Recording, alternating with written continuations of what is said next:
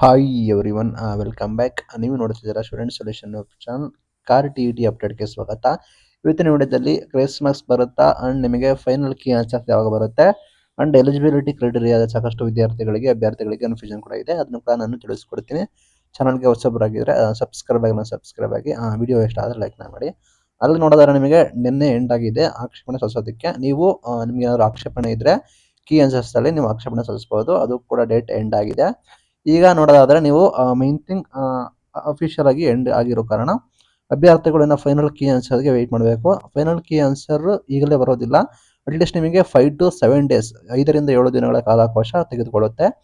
ಯಾಕೆ ಅಂದರೆ ಅದನ್ನು ವೆರಿಫೈ ಮಾಡಿ ಚೆಕ್ ಮಾಡಿ ಅವರು ನಿಮಗೆ ಫೈನಲ್ ಕೀ ಆನ್ಸರ್ನ ಬಿಡ್ತಾರೆ. ಫೈನಲ್ ಕೀ ಆನ್ಸರ್ ಬಂದಾಗ ನಿಮಗೆ ನಿಜವಾದ ಕ್ಲಾರಿಟಿ ಕೂಡ ಸಿಗುತ್ತೆ. ನೀವು ಎಲಿಜಿಬಲ್ ಆಗ್ತೀರಾ ಇಲ್ವಾ ಅಂತೇಳಿ ನಿಮಗೆ ಒಂದು ಕ್ಲಾರಿಟಿ ಸಿಗುತ್ತೆ. ಅದು ಒಂದು ವೆರಿ ಇಂಪಾರ್ಟೆಂಟ್. ಗ್ರೇಸ್ ಮಾರ್ಕ್ಸ್ ಕೆಲವೊಂದು ಸಿಗ್ಬೋದು ಅಂತ ಇದ್ದಾರೆ. ನಿಮಗೆ ಗ್ರೇಸ್ ಮಾರ್ಕ್ಸ್ ಕೊಡೋದಿಲ್ಲ. ಗ್ರೇಸ್ ಮಾರ್ಕ್ಸ್ ಬದಲು ನಿಮಗೆ ಗೊತ್ತಿರೋ ಹಾಗೆ ನಿಮಗೆ ಔಟ್ ಆಫ್ 150 ಇರೋದನ್ನ, ಫಾರ್ ಎಕ್ಸಾಂಪಲ್ 2 ರಾಂಗ್ ಇದೆ ಅಂದ್ರೆ ಔಟ್ ಆಫ್ 150 ಇರೋದನ್ನ ಔಟ್ ಆಫ್ 148 ಆಗ್ತಾರೆ, ಅಷ್ಟೇ ಕನ್ಸಿಡರ್ ಕೂಡ ಮಾಡ್ತಾರೆ. ಅದರಲ್ಲಿ ನೀವು ಎಲಿಜಿಬಿಲಿಟಿ ಮಾರ್ಕ್ಸ್ ಕೂಡ ತೆಗೆದುಕೊಳ್ಳಬಹುದು.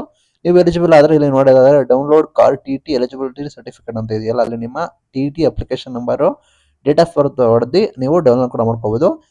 ಇಲ್ಲಿ ನೋಡಿ 2025 ಇದೆ ನೋಡಿ, ಆ ರೀತಿ ನೀವು ಡೌನ್ಲೋಡ್ ಕೂಡ ಮಾಡ್ಕೋಬಹುದು. ಇದು ಬಂದ್ಬಿಟ್ಟು ಯಾವಾಗ ಅಂದ್ರೆ ನಿಮಗೆ ಅಫಿಷಿಯಲ್ ಫೈನಲ್ ಆನ್ಸರ್ ನಂತರ ನಿಮಗೆ ಅಫಿಷಿಯಲ್ ಕೀ ಆನ್ಸರ್ ಬಂದ ನಂತರ ನಿಮಗೆ ರಿಸಲ್ಟ್ ಘೋಷಣೆ ಮಾಡಿದ ನಂತರ ನಿಮಗೆ ರಿಸಲ್ಟ್ ನಿಮಗೆ ಗೊತ್ತಾಗುತ್ತೆ ನಿಮಗೆ ಎಷ್ಟು ಸರಿ ಇದೆ ಅಂತ ಹೇಳಿ. ನೀವು ಎಲಿಜಿಬಿಲಿಟಿನ ಪಾಸ್ ಮಾಡಿದ್ರೆ ನೀವು download car T T eligibility certificate, T T ಇದು ಅಫಿಷಿಯಲ್ ಎಲಿಜಿಬಿಲಿಟಿ ಸರ್ಟಿಫಿಕೇಟ್ ನೀವು ಡೌನ್ಲೋಡ್ ಮಾಡಬಹುದು.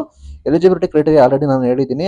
2A 2B 3A 3B ಒಂದು OBC ಅವರಿಗೆ, ಜನರಲ್ ಅವರಿಗೆ 60% 60% ಕಡ್ಡಾಯ. ಅಂತಾರೆ ನೀವು 150ಕ್ಕೆ 90 ನೀವು ಕಡ್ಡಾಯವಾಗಿ ತೆಗಿಬೇಕಾಗುತ್ತೆ. ಅಲ್ಲಿ 150ಕ್ಕೆ 90 ತೆಗಿಬೇಕಾಗುತ್ತೆ. ಇನ್ ಕೇಸ್ ಅಬ್ಜೆಕ್ಷನ್ ಫಿಲ್ ಮಾಡಿದ್ರೆ 148 ಆದ್ರೆ 148ಕ್ಕೆ 60% ಅಂದ್ರೆ 95 89 89ವರೆ ಆ ರೀತಿ ಆಗುತ್ತೆ. ಆ ರೀತಿ ನಿಮ್ಗೆ ಔಟ್ ಆಫ್ ಎಷ್ಟರಲ್ಲಿ ಇದೆ ನಿಮಗೆ ಅಷ್ಟೇ ಸೀಟ್ನ ಮಾಡ್ತಾರೆ. ಲೈಕ್ ನಿಮಗೆ ಪರ್ಸೆಂಟೇಜ್ ವೈಸ್ ಕ್ಯಾಲ್ಕುಲೇಟ್ ಮಾಡ್ತಾರೆ. ಯಾಕೆ ಅಂದ್ರೆ ನಿಯಮ ಇರೋದಷ್ಟೇ. SC ST ಕ್ಯಾಟಗರಿ ಒನ್ ಅವರಿಗೆ 55% 55% ಅಂದ್ರೆ ನಿಮಗೆ 82ವರೆ ತೆಗೆದ್ರೆ ನಿಮ್ಮನ್ನ 150ಕ್ಕೆ ನೀವು ಎಲಿಜಿಬಲ್ ಆಗ್ತೀರಾ. And OBC and 2A 2B 3A 3B ಅವರು 90 150ಕ್ಕೆ 90 ಕಡ್ಡಾಯವಾಗಿ ತೆಗಿಬೇಕಾಗುತ್ತೆ. ಅದನ್ನು ತೆಗೆದ್ರೆ ನೀವು ಟೀಚರ್ಸ್ ಎಲಿಜಿಬಿಲಿಟಿ ಟೆಸ್ಟ್ಗೆ ಎಲಿಜಿಬಲ್ ಕೂಡ ಆಗ್ತೀರಾ. ನೀವು car T T eligibility certificate ಅನ್ನು ನೀವು ಕೂಡ ಡೌನ್ಲೋಡ್ ಕೂಡ ಮಾಡ್ಕೋಬಹುದು. ಅಂಡ್ ನಿಮಗೆ ಇಲ್ಲಿ ಕೆಲವರಿಗೆ 83 ಬಂದಿರುತ್ತೆ, ಅವರು ಎಲಿಜಿಬಲ್ ಕೂಡ ಆಗ್ತೀರಾ. ಬಟ್ ನೀವೇನಾದರೂ 2A 2B 3A 3B ಆಗಿ ನೀವು ಜನರಲ್ OBC ಅವರಾಗಿ ನಿಮಗೆ 82 83 ಬಂದರೆ ನೀವು ಎಲಿಜಿಬಲ್ ಆಗಿರೋದಿಲ್ಲ. ಯಾವುದೇ ಕಾರಣಕ್ಕೂ ಎಲಿಜಿಬಲ್ ಆಗೋದೇ ಇಲ್ಲ. ಬಿಕಾಸ್ ಆಲ್ರೆಡಿ 90 ಇದೆ ನಿಮ್ಮ ಕಟ್ ಆಫ್. ನೀವು ಎಷ್ಟೇ ತೆಗೆದ್ರು ಕೂಡ ನೀವು ಎಲಿಜಿಬಿಲಿಟಿ ಇಲ್ಲ. ಇನ್ನು ಬೇರೆ ವಿದ್ಯಾರ್ಥಿಗಳಿಗೆ 5% ರಿಸರ್ವೇಷನ್ ಇರೋ ಕಾರಣ ನಿಮಗೆ 55% ಅಂದ್ರೆ ನಿಮಗೆ 82 ಅಥವಾ 82.5 ನೀವು ತೆಗಿಬೇಕಾಗುತ್ತೆ. ಇಲ್ಲಿ 81 ತೆಗೆದಿದ್ದೀರಾ ಅವ್ರು ನೀವು 89 ತೆಗೆದಿದ್ದೀರಾ ಅಂದ್ರೆ ಇನ್ ಕೇಸ್ ನಿಮಗೆ ಅಬ್ಜೆಕ್ಷನ್ ಫಿಲ್ ಆಗಿ ಅಲ್ಲಿ ಏನಾದರೂ ನಿಮಗೆ 2-3 ಮಾರ್ಕ್ಸ್ ಡೌನ್ ಆದರೆ ಔಟ್ ಆಫ್ 150 ಬದಲು 150, ಔಟ್ ಆಫ್ 150 ಬದಲು ಔಟ್ ಆಫ್ 146, ಔಟ್ ಆಫ್ 147 ಆ ರೀತಿ ನಿಮಗೆ ಮಾಡಿದ್ರೆ ಇಲ್ಲಿ ನಿಮಗೆ ಇನ್ನು ಕೂಡ ಮಾರ್ಕ್ಸ್ ಡೌನ್ ಆಗುತ್ತೆ. ಇಲ್ಲಿ ಯಾವ ರೀತಿ ಅಂದ್ರೆ 100ಕ್ಕೆ 60%, 100% ನಿಮಗೆ OBC ಅದರ ವಿದ್ಯಾರ್ಥಿಗಳಿಗೆ. ಇನ್ನು SC ST ಕ್ಯಾಟಗರಿ ಒನ್ ಅವರಿಗೆ 100ಕ್ಕೆ 55% ತೆಗಿಬೇಕಾಗುತ್ತೆ. 100ಕ್ಕೆ 55% ಅಂದ್ರೆ 150ಕ್ಕೆ 82ವರೆ ಆಗುತ್ತೆ.